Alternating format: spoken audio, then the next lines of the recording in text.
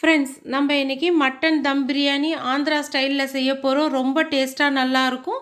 நீங்களும் ட்ரை பண்ணி பாருங்க. வீடியோவை ஸ்கிப் பண்ணாதீங்க. அப்பதான் ரொம்ப ஈஸியான முறையில் செஞ்சிட முடியும். இப்போ வாங்க வீடியோக்குள்ள போலாம். ஒரு பவுல்ல நம்ம மட்டன் பீசஸை சேர்த்துக்கலாம்.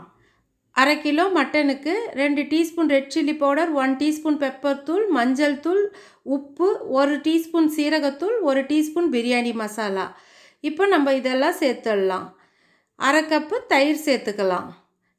வெங்காயம் பொரிச்சு வச்ச வெங்காயம் நம்ம சேர்த்துக்கலாம் ஒரு கைப்பிடி அளவுக்கு. கொத்தமல்லி, புதினா ஒரு கைப்பிடி சேர்த்துடலாம். இப்போ இது எல்லாத்தையும் நல்லா கலந்துட்டு ஃப்ரிட்ஜில் ஒரு 1/2 ஹவருக்கு வச்சிடலாம். இப்போ 1/2 ஹவர் ஆயிடுச்சு. நம்ம இப்போ குக்கரில் 4 டீஸ்பூன் எண்ணெய் சேர்த்துடுங்க. சேர்த்துட்டு இப்போ ஊற வச்சிருந்த மட்டன் பீசஸை நம்ம சேர்த்துடலாம். சேர்த்துட்டு நல்லா வதக்கிடலாம். இப்போ எல்லாம் நல்லா வதங்கிடுச்சு. இப்போ இதில் நம்ம ஒரு டம்ளர் தண்ணி சேர்த்துக்கலாம். வேணும்னா ஒரு 1/2 டம்ளர் கூட சேர்த்துக்கோங்க. குக்கர் மூடி போட்டு விசில் போட்டுடலாம். இப்போ ஒரு ஸ்டீம் வரட்டும். 10 நிமிஷம் சிம்மில் வச்சு நிறுத்தி எடுத்துக்கலாம். 10 நிமிஷம் ஆயிடுச்சு, சிம்மில் வச்சு நிறுத்திட்டோம். இப்போ குக்கர் திறந்து பார்க்கலாம். ஸ்டீம் அடங்கிடுச்சு. இப்போ மட்டன் பீசஸ்லாம் நம்மளுக்கு நல்லா வெந்திருக்கு. உங்களுக்கு கறி எப்படி வேகுமோ நீங்கள் அது மாதிரி போட்டு எடுத்துக்கலாம். டபரா வச்சுட்டோம். டபராவில் நான் 4 கப்பு பாஸ்மதி ரைஸ் எடுத்துருக்கேன். அதுக்கு 1 கப்பு எண்ணெய் சேர்த்துக்கிட்டோம்னா கரெக்டான அளவாக இருக்கும். அதில் பட்டை, லவங்கம், பிரிஞ்சி இலை, அன்னாச்சி பூ, ஏலக்காய் சேர்த்துடுங்க. 2 பச்சை மிளகாய் சேர்த்துடலாம். வெங்காயம் சேர்த்து நல்லா வதக்கிடலாம். கோல்டன் ப்ரௌன் வர அளவுக்கு வெங்காயத்தை நல்லா வதக்கணும். இப்போ எல்லாம் நல்லா வதங்கிட்டே இருக்குது. அதில் கொஞ்சமாக புதினா இலையை சேர்த்துடலாம். 1 கப்புக்கு நம்ம 1 டீஸ்பூன் அளவுக்கு இஞ்சி பூண்டு பேஸ்ட்டு சேர்த்துக்கிட்டோம்னா கரெக்டாக இருக்கும். நல்லா ஃபுல்லாக எடுத்துக்கணும் 1 டீஸ்பூன். அது மாதிரி சேர்த்து நல்லா வதக்கிடலாம். எல்லாம் நல்லா வதங்கிடுச்சு. உப்பு தேவையான அளவு சேர்த்துக்கலாம். தக்காளி ஒரு 5 தக்காளி, பெரிய தக்காளியாக இருந்தது, சின்னதாக அரிஞ்சு போட்டு சேர்த்து நல்லா வதக்கி எடுத்துக்கலாம். இப்போ எல்லாம் நல்லா வதங்கிட்டே இருக்குது. இப்போ அதில் நம்ம வேக வச்சிருந்த மட்டன் பீசஸை சேர்த்து வதக்கிடலாம். இப்போ நல்லா வதங்கிடுச்சு. இது சிம்மில் வச்சே கொதிக்க விடலாம்.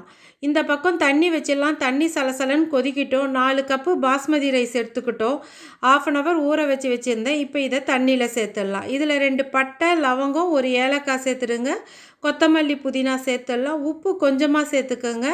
2 டீஸ்பூன் நெய் சேர்த்துடலாம்.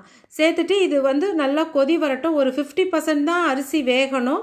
இப்போ வெந்துடுச்சு நம்மளுக்கு 50%.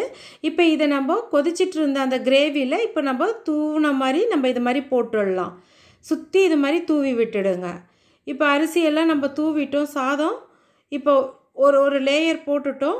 இப்போ இதில் நம்ம தேங்காய் பால் ஒரு அரை மூடி தேங்காய் பால் எடுத்து திக்காக எடுத்து சுற்றி ஊற்றி விட்டுடலாம். இதில் இப்போது பொரிச்சு வச்சிருந்த வெங்காயம் எண்ணெயில் போட்டு பொரிச்சு எடுத்துக்கணும். வெங்காயத்தை நீல வாக்கில் அரிஞ்சு அதை லைட்டாக தூவிடலாம். தூவிட்டு கொத்தமல்லி, புதினா லைட்டாக தூவிடுங்க. இப்போ இன்னொரு லேயர் நம்ம அரிசியை சேர்த்துடலாம். சாதத்தை 50% வெந்திருந்தது இல்லையா, அந்த சாதத்தை சேர்த்துடலாம். சேர்த்துட்டு கொத்தமல்லி, புதினா திரும்பியும் இன்னொரு வாட்டி வெங்காயத்தை நம்ம இது மாதிரி பொரிச்சு வச்ச வெங்காயம் தூவிடலாம். கரம் மசாலா தூள் 1 டீஸ்பூன் அளவுக்கு தூவி விட்டுடலாம். தூவிட்டு இப்போ இதை தட்டு போட்டு மூடிடலாம். சிம்மில் வச்சுட்டு இது மாதிரி கோதுமாவை பிசைஞ்சு நம்ம ஃபுல்லாக கவர் பண்ணி விட்டுடலாம்.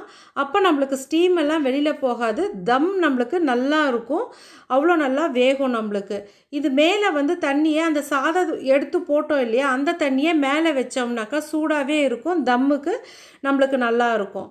இப்போ நம்ம நிறுத்திட்டோம். 10 நிமிஷம் அப்படியே விட்டுட்டு அதுக்கப்புறமா ஓப்பன் பண்ணி பார்த்தோம்னா நம்மளுக்கு பிரியாணி இவ்வளோ மலர்ந்து நல்லா வெந்திருக்கும் நம்மளுக்கு. நீங்களும் இது மாதிரி ட்ரை பண்ணி பாருங்கள். அவ்வளோ டேஸ்ட்டாக நல்லாயிருக்கும். நீங்கள் ட்ரை பண்ணி பார்த்துட்டு எனக்கு கமெண்ட்டில் சொல்லுங்கள் எப்படி வந்ததுன்னு. இன்னொரு புதிய வீடியோவில் உங்களை சந்திக்கும் வரை உங்களிடமிருந்து விடைபெறுவது சங்கீதா.